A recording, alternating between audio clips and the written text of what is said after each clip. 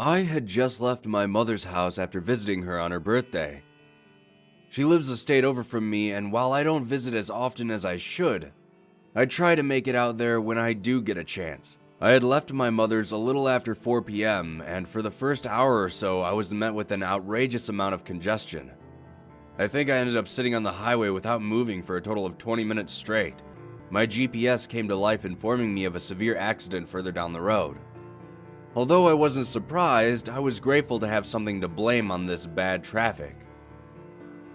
As my car crept further down the road, my GPS with her overly chipper voice suggested that I take a detour. At that point, anything was better than sitting in this metaphorical hell. Eventually, I made it. My GPS began to plot a new route home as I drove along the side road. Around 10 minutes later, I found myself driving alongside farmland for as far as the eye could see. While I was still a little frustrated at sitting in traffic, being able to drive consistently with a relaxing view did help calm me down a bit.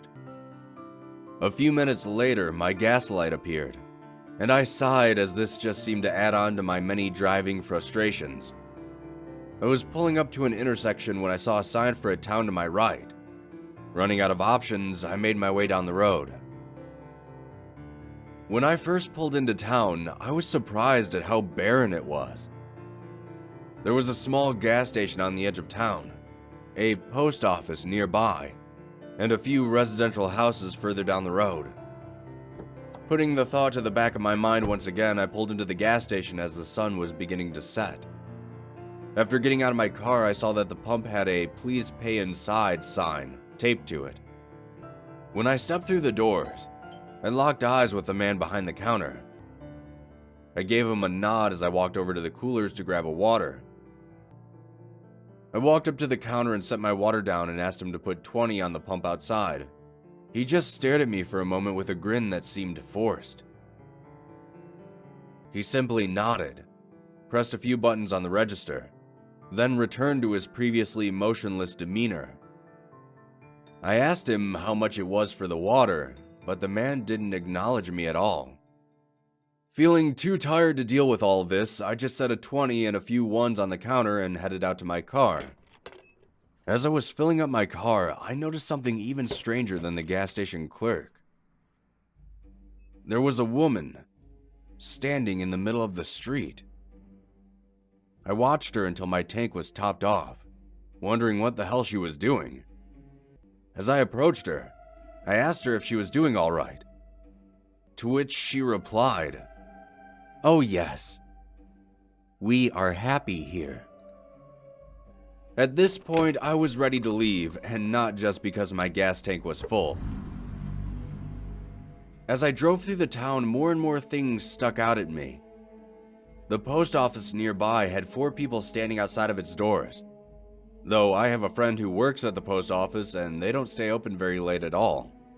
So either this was a unique post office or those people were waiting to get inside a closed building. I began to pass by the houses next. One house had a man raking his front lawn.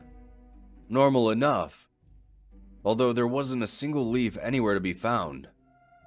Across the street from him was a house that had a small seesaw in the front yard, with 2 children playing on it.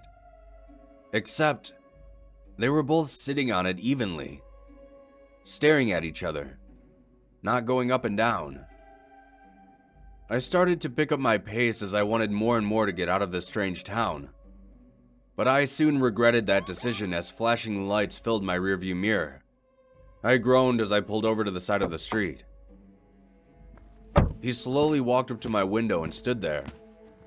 I had been pulled over before, and one thing I learned is you wait for instructions from the officer. I rolled down the window and asked if there was a problem. "You have the right to remain silent." I gave him a confused look and asked if I was under arrest, to which he spoke again. "It's illegal to drive a car, sir." He then leaned down and almost stuck his head inside my car window before saying, "Have a nice day." Taking a moment to compose myself, I looked around and noticed that all the people were now staring at me. The man raking his leafless yard, the two children. Everyone was staring at my car now. The one that was standing in the middle of the street near the gas station. Well, she was still in the street, but right in front of me now. In a deep, gravelly voice that obviously didn't belong to her, she said, "Join us."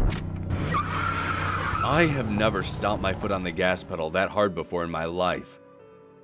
My tires squealed down the road, and I didn't let off until I started to see the cornfields once again. Once I was back on the highway, a tidal wave of relief washed over me. I didn't get off the highway until I was finally home. When I made it home, I couldn't stop thinking about all those weird people. How they all looked like people, but they didn't act like people. I know this must sound confusing to all of you, but it's just as confusing to me. I'm not entirely sure who they are, or even what they are. But I think next year, I'll just send my mom a card for her birthday instead.